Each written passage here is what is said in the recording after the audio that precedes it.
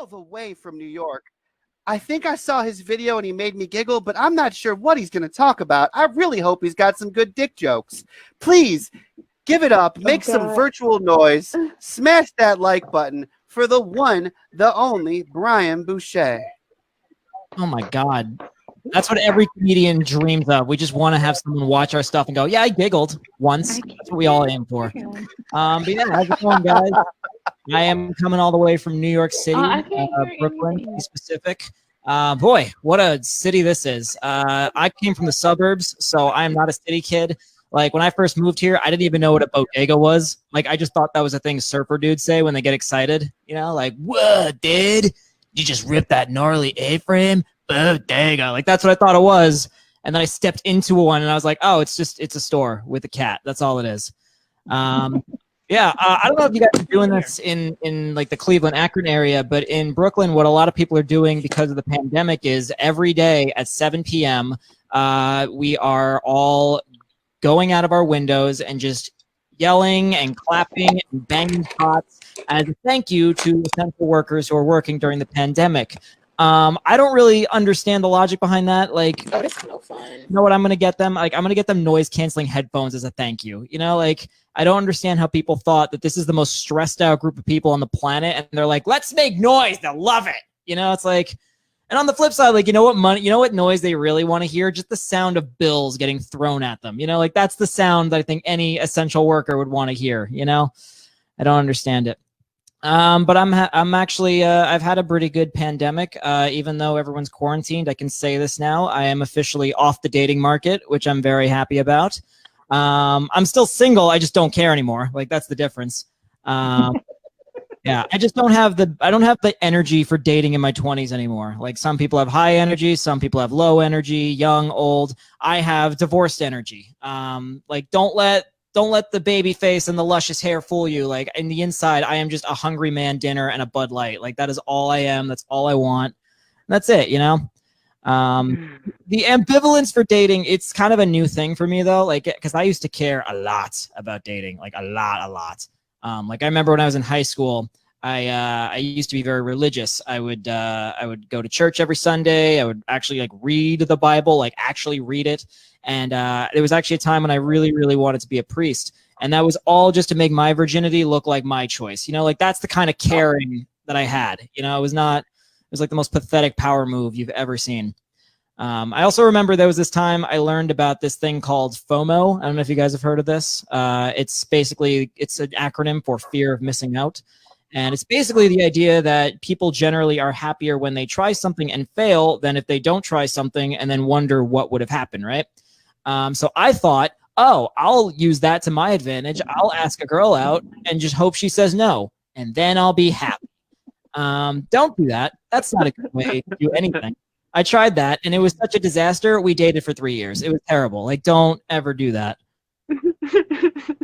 No, my first relationship was good. My first relationship was stupidly easy. Like, we high-fived when we broke up. Like, that's not a normal relationship behavior, and I got that. So, oh, yeah.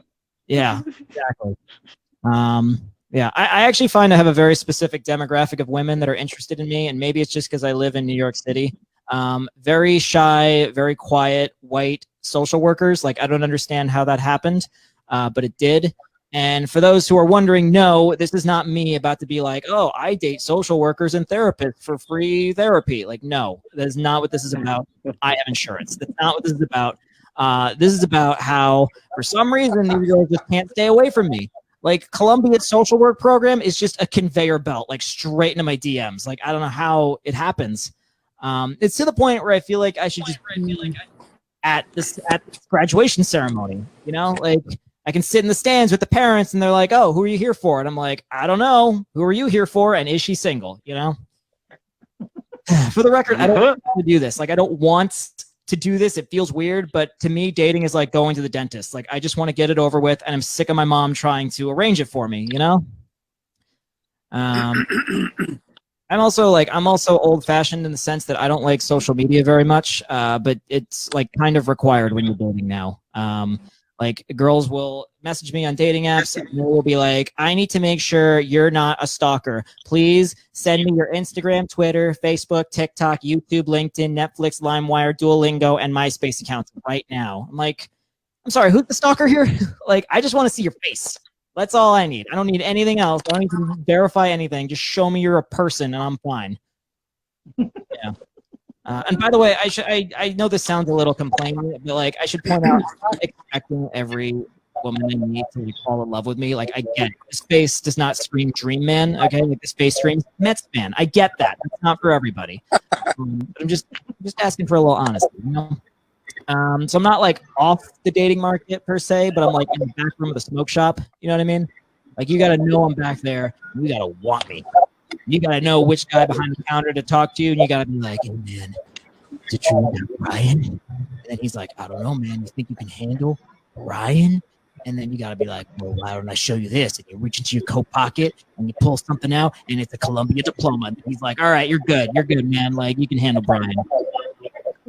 My mom is not Italian. She's not even originally from Long Island, but she likes to add like Italian accents onto Italian words. It's getting very bad.